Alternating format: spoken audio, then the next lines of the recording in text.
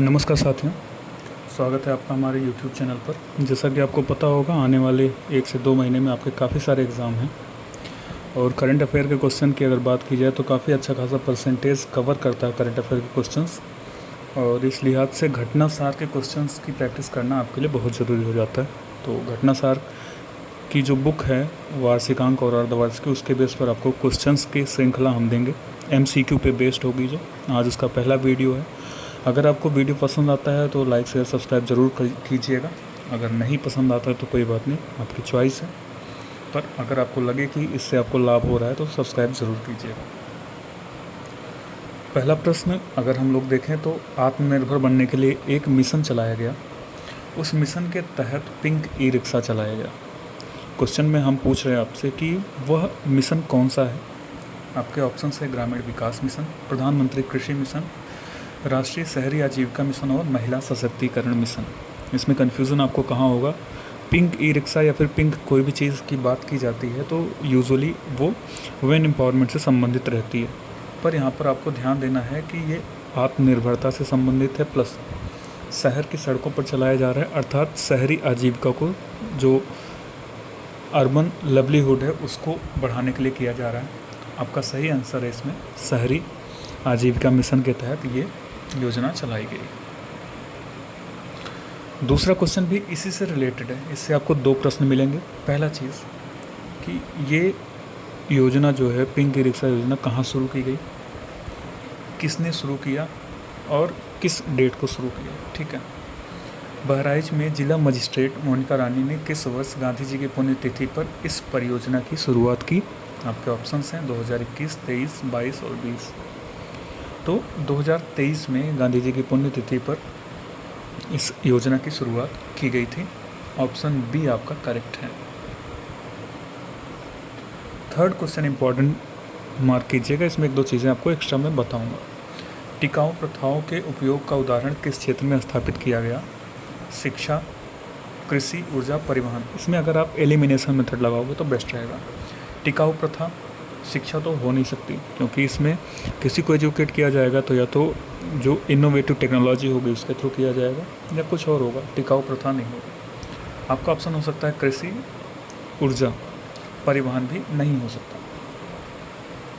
इन दोनों में अगर आपको आंसर करना है तो एटलीस्ट आपका 50-50 तो हो गया। अब बात करते हैं इसके आंसर की। तो यूपी में एक योजना चलाई गई थी, क्लस्टर कृषि योजना। ठीक है, क्लस्टर कृषि योजना के तहत टिकाऊ प्रथाओं को इंक्लूड किया गया था कृषि सेक्टर में। तो अपने क्वेश्चन का सही आंसर हो जाएगा कृषि। अगली बात करें तो एक बैंक की लाइसेंसिंग आरबीआई ने रद्द की थी। इस पे 2 क्वेश्चन आपको मिलेंगे, दोनों अलग अलग टाइप से, आंसर सेम ही है। ऑप्शन है आपके Punjab national bank, SBI, Purvanchal Sahakari bank और यूनियन बैंक। आपको 1-2 पॉइंट एक्स्ट्रा इसमें बताते चलता हूँ। SBI और HDFC। ठीक है, 2 ऐसे बैंक हैं जिन्हें TBTF कहा जाता है, अर्थात SBI और HDFC को कहा जाता है TBTF, याद रखिएगा आप लोग। तो एक सरकारी सेक्टर की PSU है SBI, एक है प्राइवेट सेक्टर की HDFC। TBTF का मतलब होता है टू बिग टू फेल, अर्थात ये इतनी बड़ी एंटिटीज़ हैं कि ये फेल नहीं हो सकती। ठीक है, तो आप एलिमिनेशन से भारतीय स्टेट बैंक को तो काट दीजिए। दूसरी बच्ची पंजाब नेशनल बैंक के साथ ऐसा कुछ हुआ होता तो आपको न्यूज़ में पता चल गया होता। आपके बच्चे 2 ऑप्शन। अब पूर्वांचल सहकारी बैंक ऐसी बैंक है जिसका नाम आपने यूजुअली सुना नहीं होगा, तो ऑब्वियस से अगर आरबीआई किसी बैंक का लाइसेंस रद्द कर रहा है तो छोटी बैंक होगी जो रिक्वायरमेंट है आरबीआई की गाइडलाइन से उसको फुलफ़िल नहीं कर पा रही होगी। तो आपका आंसर हो जाएगा सी।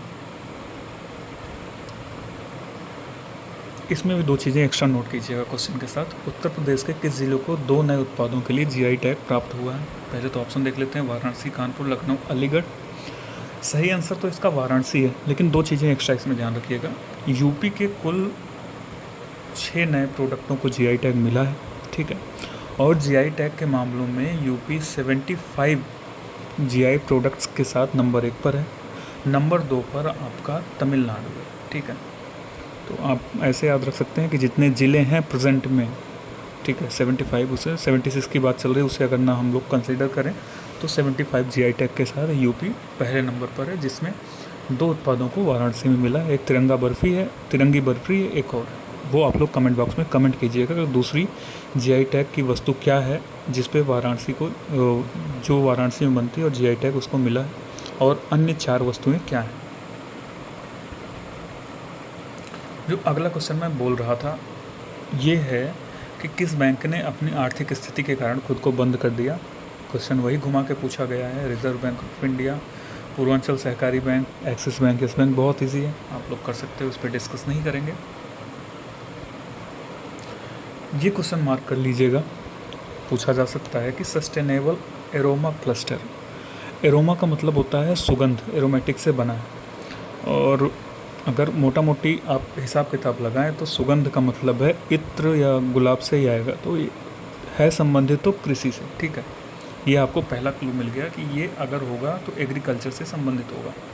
ऑप्शंस आपके पास है CSIR, नीति आयोग, इसरो और DRDO, ठीक है। एलिमिनेशन से जाइए, इसरो कट कर दीजिए, DRDO हो नहीं सकता, ठीक है, क्योंकि इसरो स्पेस टेक्नोलॉजी में है, DRDO डिफेंस टेक्नोलॉजी में। बचा नीति आयोग और CSIR।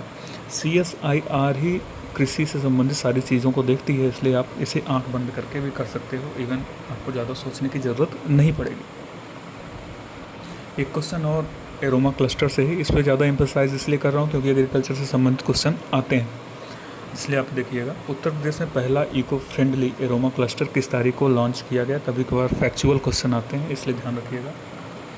16 मई 2024, 10 जून 2024, 12 अगस्त 2024, 1 जनवरी 2024। सही आंसर है 16 मई 2024। ये कोर फैक्चुअल क्वेश्चन है, इसमें कोई भी ट्रिक आपकी काम नहीं करेगी। याद है तो ठीक है, नहीं याद है तो कोई बात नहीं। किस जिले को ब्लैक पॉटरी के लिए जीआई टैग प्राप्त हुआ है। ऑप्शंस आपके हैं गाजीपुर, आजमगढ़, मुरादाबाद, लखनऊ। ये क्वेश्चन एक बार UPPSC में पूछा जा चुका है ऑलरेडी, ठीक है, और मुझे याद है कि जब ये पूछा गया था तो मैं प्रीलिम्स के एग्जामिनेशन में गलत करके ही आया था क्वेश्चन। तो आप लोगों के लिए मैं ये छोड़ रहा हूँ स्पेस, आप लोग कमेंट बॉक्स में कमेंट करके बताइएगा कि ब्लैक पॉटरी कहाँ बनती है, इसको जीआई टैग मिला। इजी क्वेश्चन है और पूछा गया तो चांसेस हैं फिर से पूछा जाए, ठीक है।